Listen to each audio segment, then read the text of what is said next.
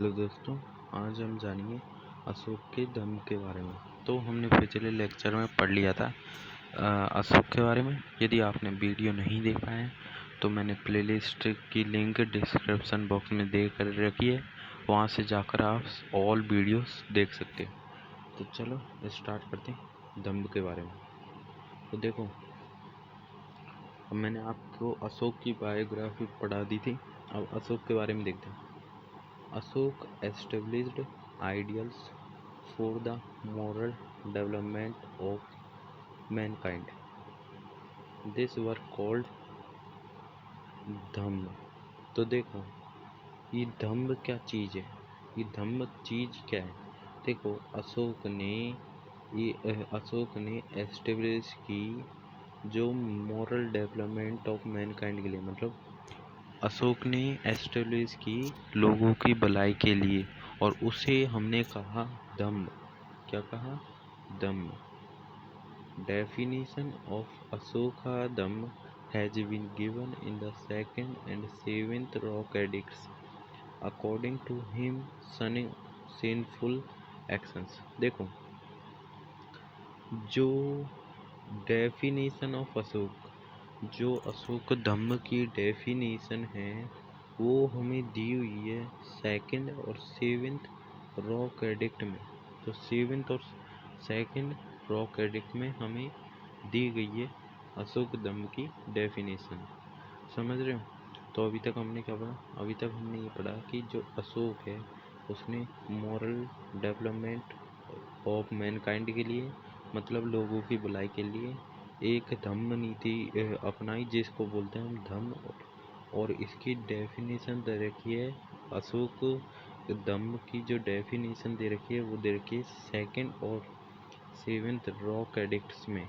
अब ये rock addicts क्या है, अब आप आगे जाके अभी पढ़ोगे कि जो अशोक है वो इंडिया का ऐसा फर्स्ट रूलर था जिसने अपनी प्रजा से संबोधित, मतलब बात करता था रॉक एडिक्ट के जरिए या इंस्क्रिप्शन के जरिए।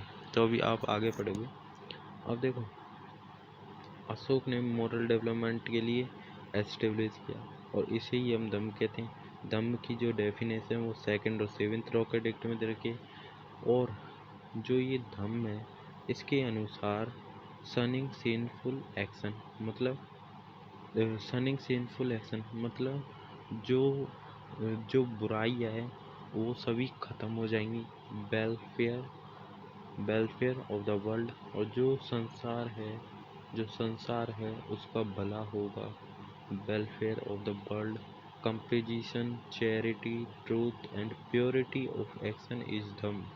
और हमेशा मतलब सच्चाई और ट्रूथ, और इसी को बोलते हैं हम धम्म। मतलब धम्म के अनुसार लोगों की भलाई होगी, लोग हमेशा सच बोलेंगे और बिल्कुल चैरिटी करेंगे, ट्रूथ बोलेंगे, और प्योरिटी होगी एक्शन में।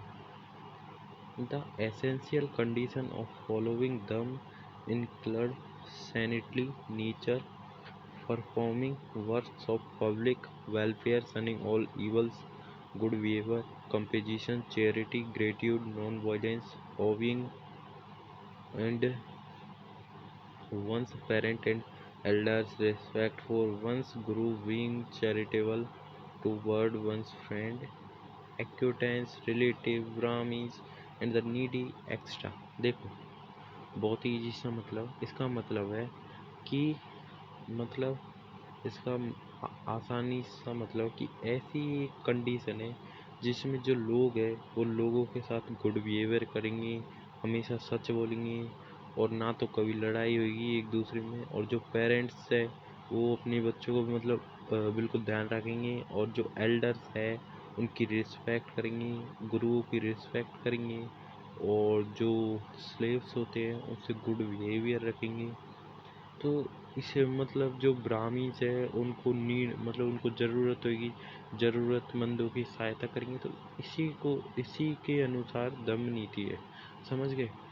तो according to the third rock edict, अब देखो, थर्ड रॉक एडिक्ट के अनुसार there was also provision moderately accumulating and moderately spending money according to Bhabru rock edict, Ashok expressed his belief in Buddha तीर्थास, namely Buddha, Dhamma and Sangha council.